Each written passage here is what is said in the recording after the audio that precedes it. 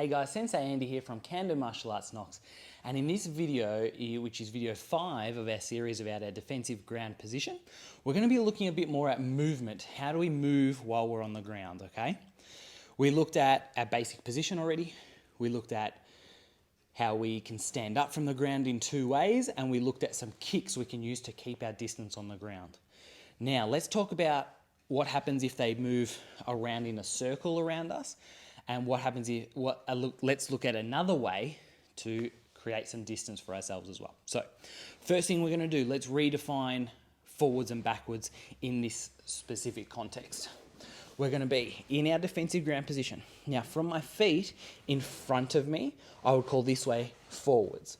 From my feet behind me, I would call that backwards. Now, that might seem obvious, but I teach this to kids and adults, and sometimes people think about it the other way. If they're spinning this way and their head is moving forwards, they might think that would be going forwards, where I would call that going backwards because I'm referencing your feet moving behind you, okay? So, first, let's talk about what happens when your opponent is moving towards your front, okay? This is the really easy one because from here, I bring my feet, I follow them with my feet, and I can push off my hand and track them here. When they come around the other way, it's a lot harder for me to chase them backwards this way. Okay, it's a lot harder for me to chase them backwards. And the reason for that is this hand. When I'm moving forwards, I'm pushing off my hand. When I'm moving backwards, I'm pulling myself through. And you'll find it's much harder to go backwards and a lot slower to go backwards as well.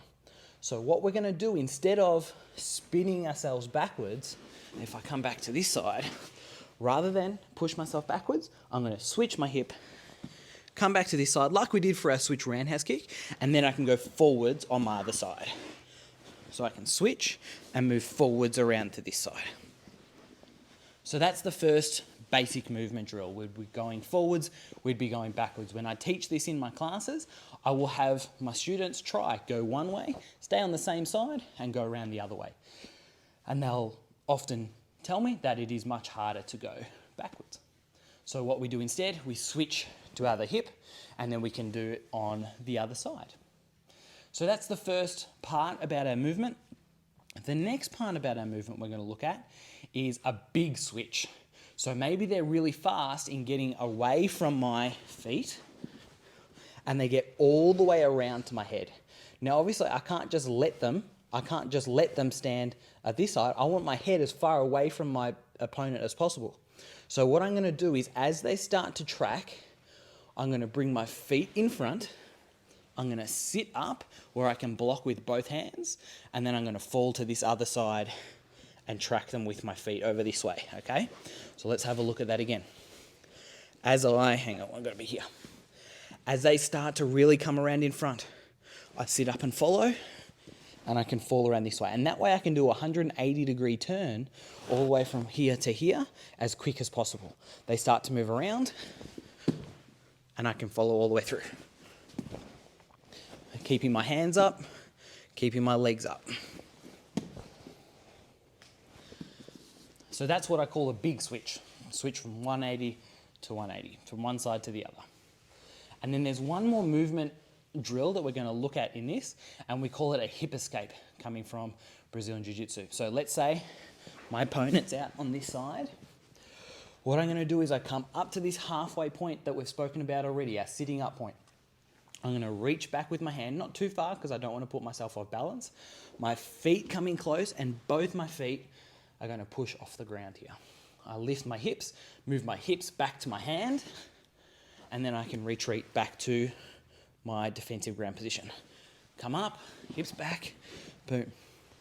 And what I can do with that is I can keep my distance. If they're overcrowding me too much, I can do a little hip escape, little hip shuffle back, and I can give myself a little bit more space, okay? I can even put that together with our defensive stand-up. So let's say we're over this side.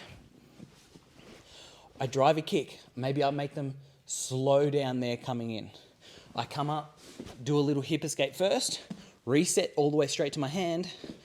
My bottom foot plants. Maybe I can kick with my bottom leg, and come up and get away. So you can see how when I put the techniques and ideas that we've been looking at over the last few weeks together, I can really make some ground quickly to stand up, and then I'm back on a standing level playing field again. Thanks for watching this video.